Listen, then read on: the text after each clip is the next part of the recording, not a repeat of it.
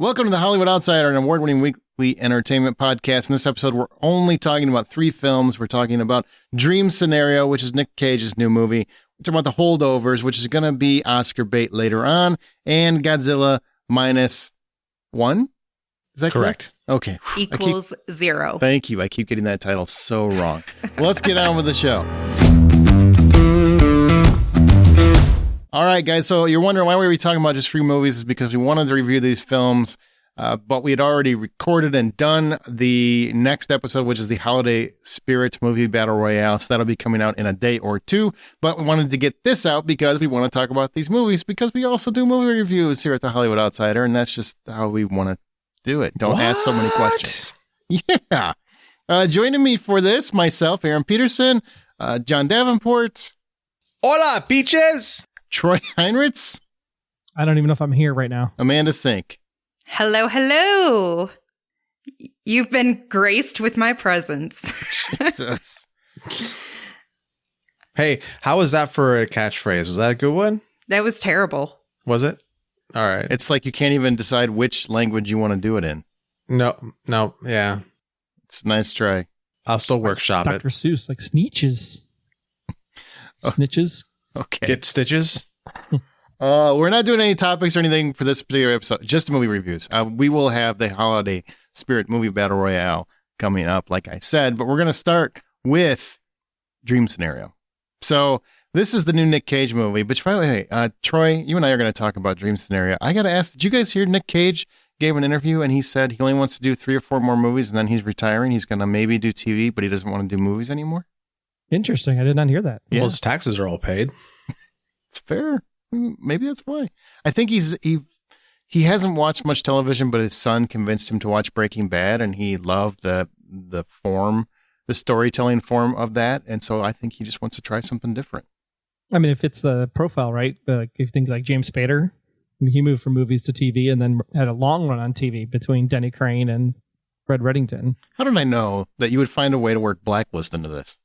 I never said Blacklist. I said Red Reddington. You said Blacklist. You don't need to. You did it on your own. I was talking about James Spader. That has nothing to do with Blacklist. Dear God, man. Who also has never had the film career that Nick Cage has had. So I don't know if that's a fair comparison, but I understand what you're saying. All right, so let's talk about Dream Scenario. And this is a hapless family man. Paul Matthews is played by Nicolas Cage. He finds his life turned upside down while millions of strangers suddenly start seeing him in their dreams. But when his nighttime appearances take a nightmarish turn, Paul is forced to navigate his newfound stardom in this wickedly entertaining comedy from writer-director Christopher Borgli. And it's produced by Ari Aster, if you know him from Midsommar and whatnot.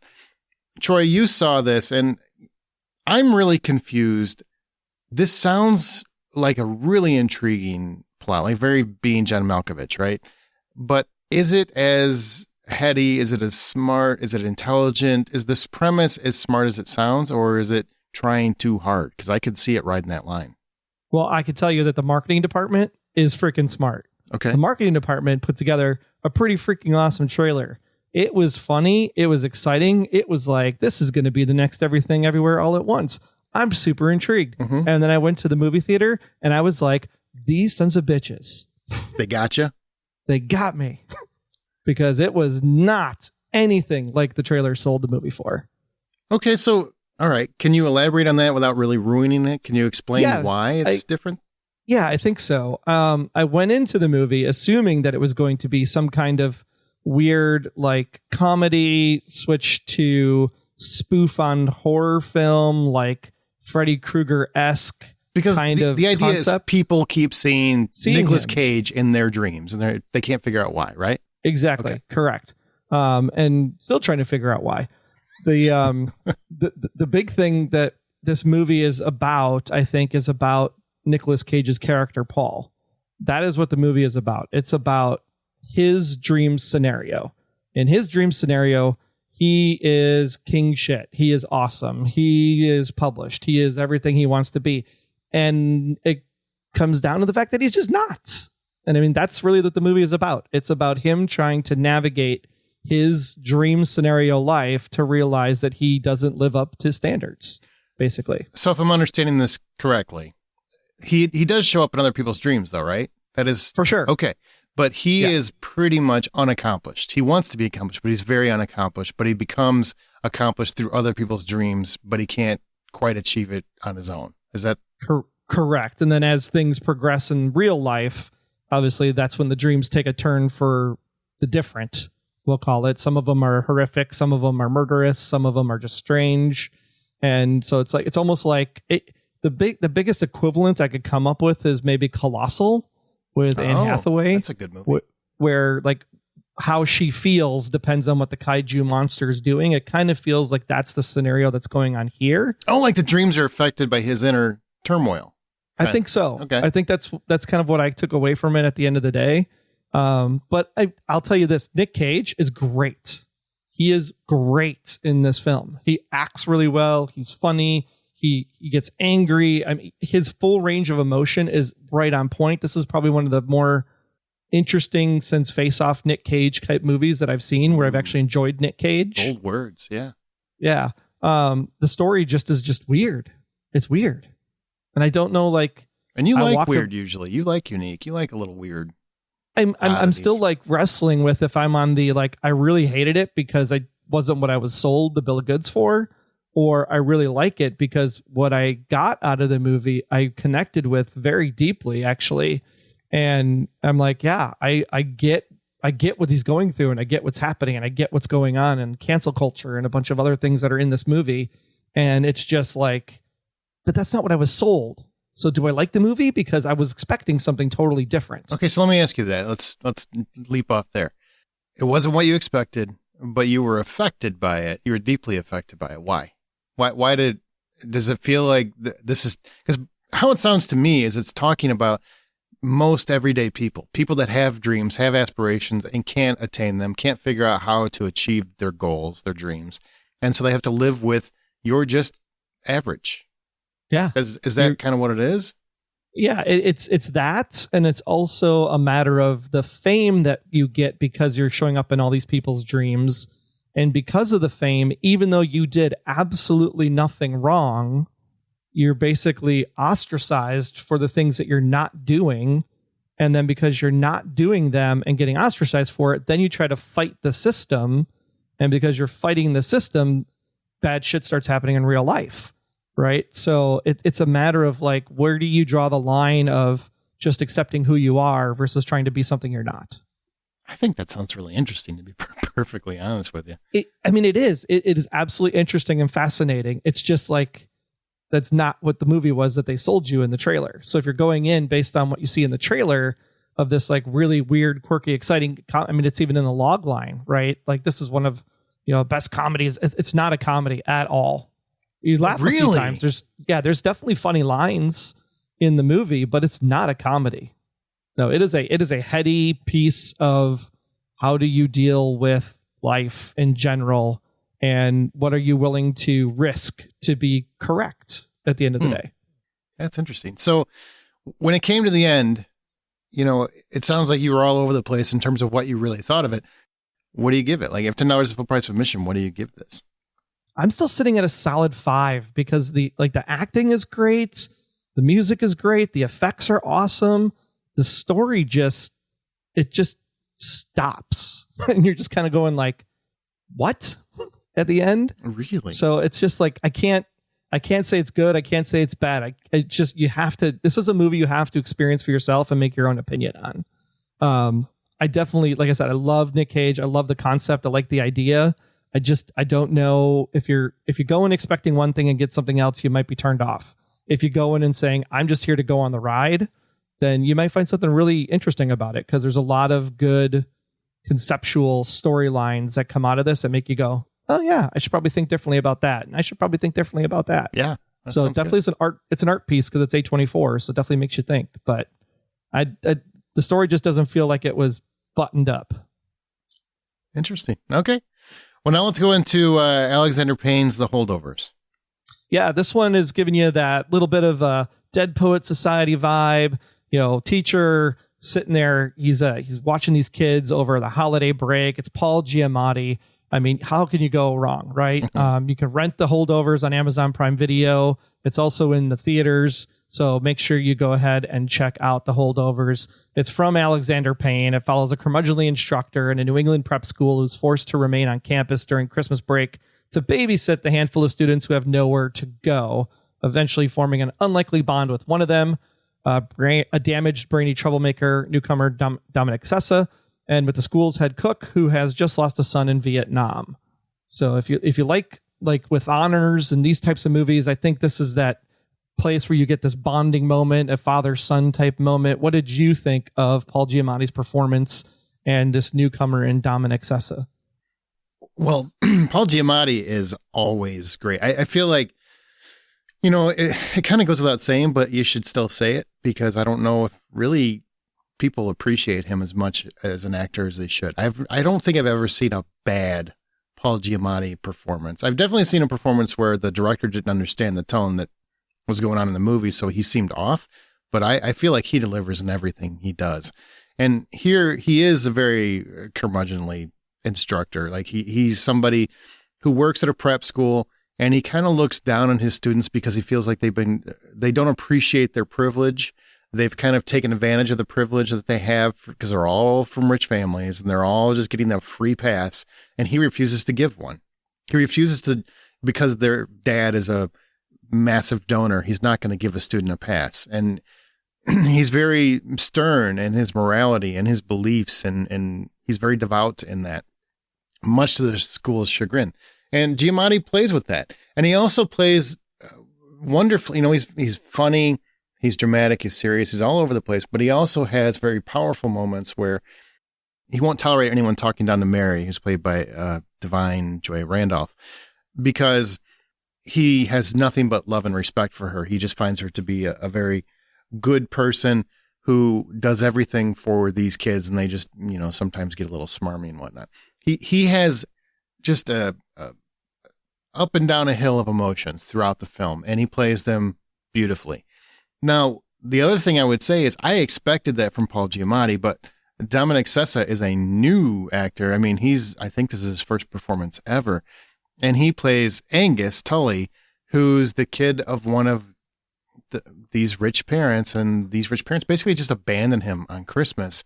And he's angry. And we find out why he's so angry as the film goes, because you kind of have to see more of his story to understand. And you also get Paul Hunnam, who's Paul Giamatti's character. You get his understanding of, okay, maybe I'm not being fair. Maybe these kids have more going on with them than I ever give them credit for. And it's just like this nice balance. And it only works because Giamatti and Sessa have a wonderful back and forth that builds into a real relationship as the film goes. So those two are wonderful together. They really, really click. What about the time period? I mean, the trailer makes us feel like it's set in the late 70s, early 80s. Set in 1970. Yep. Do you feel like that plays into it, like the things that are going on in the world at that time? Does that add any element to this particular film? Not really. I really don't think that the time period adds a lot, other than there's definitely a mental health component, and there's a lack of understanding of mental health. I'm not going to say any more about that. I think they needed to have a setup where you don't have cell phones kind of interfering. You need that lack of communication, so you can't get instant communication with people, because that's kind of pivotal to some story elements. I think that's a factor for why it's in the 70s. And does the prep school really give it that Ivy League feel? Oh, yeah. Or do you feel like this could have been set in anywhere middle America? No. As soon as you meet the kids, you want to punch most of them. Yep. It definitely feels very, very Ivy League. And I should say, all of the acting, I want to go back to Divine Joy Randolph. Her character of Mary is this woman who is basically in charge of the cooks at the school. And she has this job. She had it to put her son through school, and then eventually college, and to just be the success that she knew he could be. And then he dies in Vietnam. She has a story of her own that is just very, very beautiful and tragic. So, I mean, all the performances kind of connect, and they really, really do come together. Back to your question, yes, it does feel like a prep school. There is no moment where I don't feel like these kids are kind of assholes, but also maybe we're just not being as understanding as we could be. Maybe they're not as bad as we think they are. Well, if this is a movie that rivals all the things that we've grown up with in our age as far as school movies go, Hoosiers with honors and that type of stuff. Where does this one fit? $10 full price of admission. What are you giving the Holdovers? I give this $8.50. I think this is a great movie. It's a really, really beautiful movie. It's a holiday movie. I would actually call this a Christmas film. It's very much a Christmas film. Yeah, because it takes place around the holidays. It's really themed against family and acceptance, and, you know, your family isn't necessarily blood and a lot of other things. You know, it's just very well timed. I think it's one of Alexander Payne's better films. He's very much an up and down director for me. I like him. I don't like him. You know, this is a great movie. And it reminds me, the way that I would phrase it is, it's Uncle Buck for the holidays. You know, it kind of has a lot of the Uncle Buck vibe where, you know, you have this guy who doesn't really want to be there, but he's going to handle it because that's his duty. And then he comes to have a much deeper understanding for one in particular kid in this case. But he has a much deeper understanding and wants to do better, and he wants this kid to do better. And I think all that stuff really, really comes together well by the time the film ends. I mean, it's a beautiful story, I thought. Nice. Yep. Okay. Now from there, we're going to segue. And I had no idea we were going to talk about this, other than the fact that one of our hosts is obsessed with the character, but it's Godzilla -1. This is a movie that is somehow taking theaters by storm. I don't understand it. It actually it's the largest opening for a foreign film this past weekend, which is why we're like, we got to add this to the mix. And then everybody freaking saw it, except I think Troy's the only one that hasn't seen this, right? I have not. What the hell? I don't understand. This is a $15 million Godzilla movie. Now, you go see Godzilla versus Kong, and that was $150 million or whatever it costs. You see the sequel is probably $200 million. We don't know. This is $15 million. And I got to tell you, special effects wise, well, you know what? I'll hold that. Let me tell you, this takes place in World War II, or right after World War II. You're dealing with the aftermath of World War II, and I assume you know what I mean by that. You know, there's a couple bombs that were dropped. And the Japanese people are dealing with the ramifications of this. Like, it's a really horrible setup. It's kind of emotional. I would honestly say, and I'm sure no one's going to agree with me, but I think they handled this particular scenario better than Oppenheimer. Just saying. Whatever. You take it how you want. Anyway, so they're dealing with the aftermath of World War II and you know, the bombs that dropped, when they find out that they have another foe to deal with. And that's Godzilla. And he's coming back. They don't know when, they don't know where, but he's coming back. And they are led by a character that has really, really struggled to be heroic. He has failed to be a hero twice before, and now Godzilla is coming back again. So they have to figure out, how do we take down Godzilla? This massive, massive dinosaur that has this badass fire breathing thing.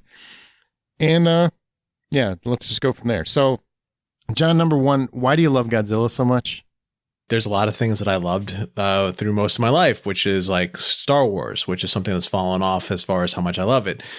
Transformers, it shows up and it leaves. You know, I can think of several other things that I've loved, but nothing has ever gotten me excited as much as Godzilla. I think it's because of the connection that I have to my older brother when it comes to watching it, but also there's just something about Godzilla that really means movie magic to me, you know, especially way back then when you've got a guy running around in an obvious rubber suit. Today it feels ridiculous, but back then it was the bee's knees of what filmmaking was, at least in my wee little brain. And the character has gone through different incarnations.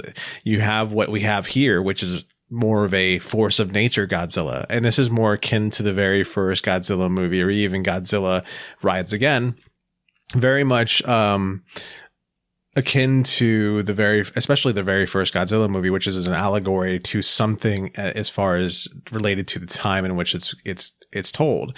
Or you have the anti-hero Godzilla, or you have the benevolent Godzilla, or you've got, you know, there's so many different incarnations of him over the years, and he fits in every single aspect. And to me, he just means joy. You know, it's always a lot of fun. Okay, well, the lead pilot that I was talking about that's never heroic, his name, Shikishima is his name. In the film. Koshi Shikishima. Right. And he's trying to build a family with Noriko, who is this young woman that is also, she found a child that was abandoned, and now they're basically trying to raise it. And there's some complicated family dynamics. So, Amanda, you actually saw this and loved it, and I never expected to hear that from you. But you said the characters really are even more interesting than Godzilla was. So John just said why he loves Godzilla. Why did you love the characters more than Godzilla? You know, and I feel like we've talked with the other modern Godzilla franchise that's out and about right now. We've talked about how it has struggled at times to find a good balance between the characters and the monsters and all that good stuff. And this, I feel like, was the perfect balance where Godzilla is a monster causing chaos and destruction. He's still a main character, but we also then have these supplemental characters that we get to focus on and watch their story right out. And it never feels like one overshadows the other. There's a really sweet balance in this one. And the story that they tie into it just tugs on your heartstrings, especially by the end.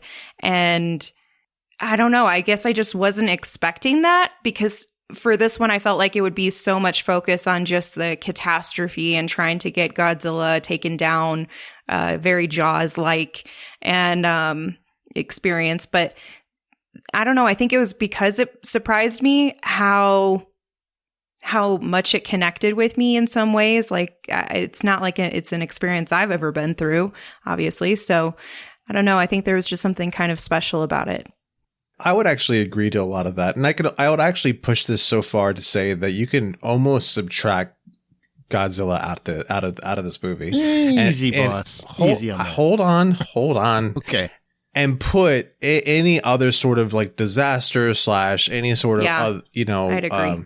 Monster or something like that, and just which would allow you to focus on the interpersonal stories that are happening here. And it would be almost as good, if not just as good of a movie. You know, you don't need Godzilla for this movie, and that's kind of nice to a degree because of the story, especially with the specific story they're telling here. They're telling a story about PTSD here. They're telling a story about worth and value and self-worth, and it's not necessarily a story of. It's actually shrouded in this story of a monster that you have to save your country from, but it's more about the interpersonal aspects of it.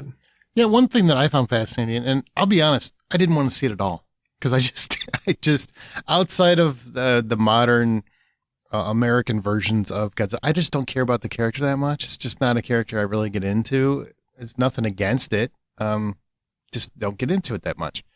I like Kong better, I guess.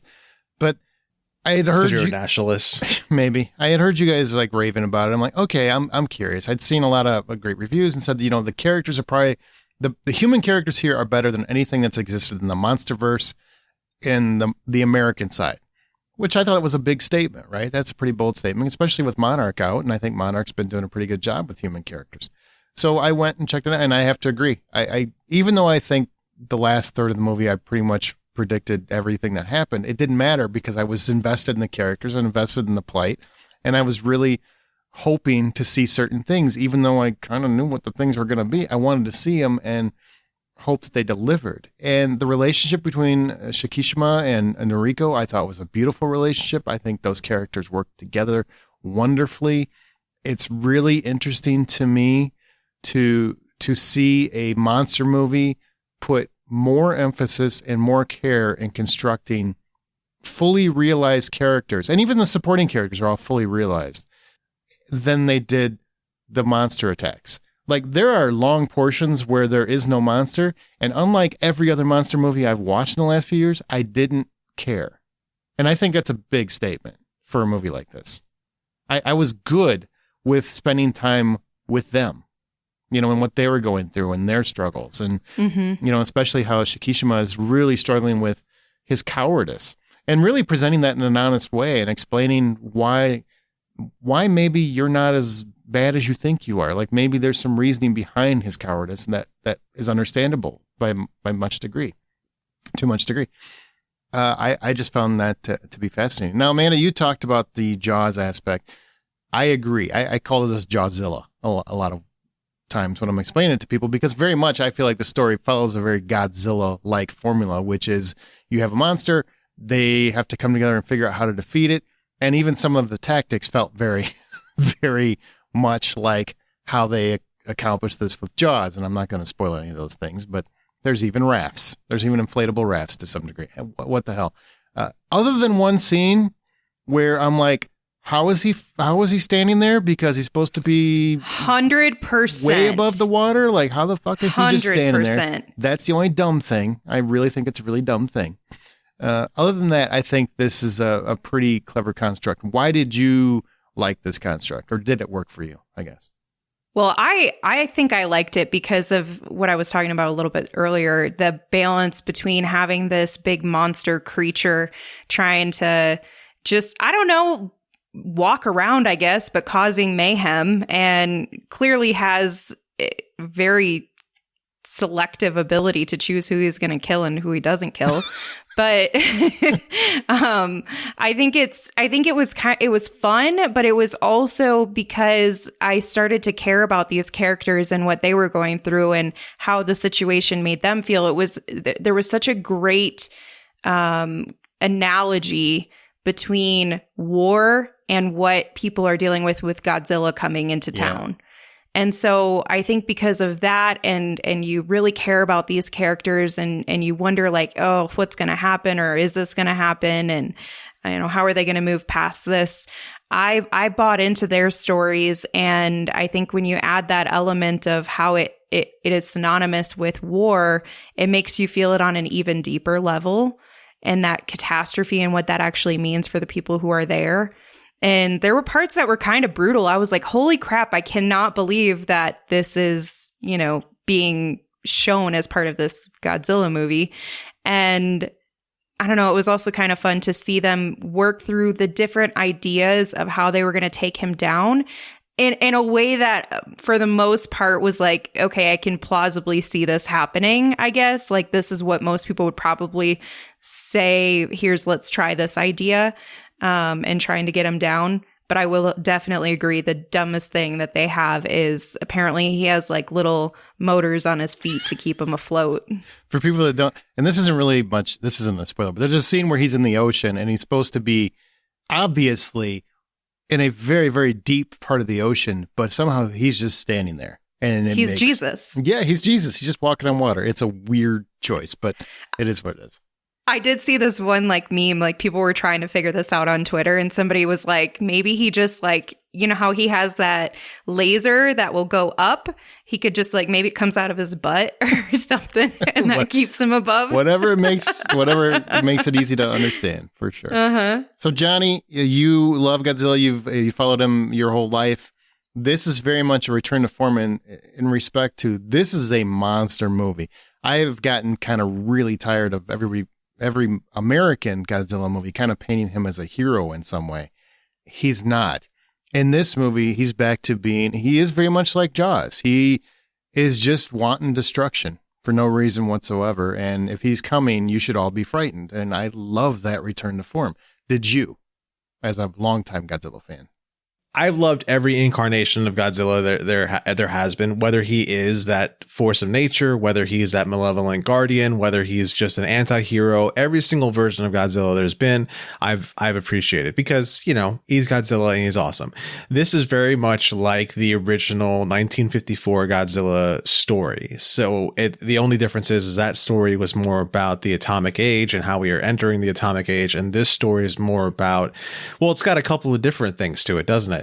It talks more about mental health. It talks more about self-value. It talks more about how people see us, or what is expected of us as patriots. Those sorts of stories is what this really covers the most. And I appreciated those stories on top of appreciating what I got to see in the way of Godzilla. I do have some minor foibles when it comes to some of the graphical elements or some of the Such imagery. Okay, that's so what a I don't review's mind. supposed to be, man. Full context. Yeah. Well, I don't mind. I don't mind the idea that he was kind of sitting there in the water and he's it looks like he's standing there in the water. It's you can play that off with he's flapping his tail underneath the water and that's how he's holding himself up. That's how dolphins do it and everything else. So whatever. I don't mind that aspect of it. Okay. The parts when he's on land, there's parts where he is this wildly animated and very well done CG creature moving around and interacting with the background, and it looks great, and it should look great. The director Takashi Yamazaki was had a visual effects background, and much like Gareth Edwards, when he was unhappy with the way the visual effects were working out, he stepped in and he started doing them himself. My one problem with it is that if you're not paying attention, you won't notice this if you're not paying attention to Godzilla in the background of images or what's going on when you're looking at one of the other characters and you see Godzilla in the background. He's very stiff in those moments. He looks, I couldn't help but think about a video game monster when the video game monster is way down the street and it's just moving and then you're supposed to be kind of worried about it, where it's just like kind of bopping up and down the street as if it's walking, but it's not really doing anything scary. It's just supposed to be a menacing figure in the background. That's what I kind of felt like this was, where it was almost triggering Uncanny Valley with the way he moved, because it didn't feel very natural until you had him in full camera and he's moving his arms again and he's moving his head around again and he's doing things and he's just much more of an animated creature. He looked really great then. So it's a little bit of a mixed bag for me visually, but overall I loved it.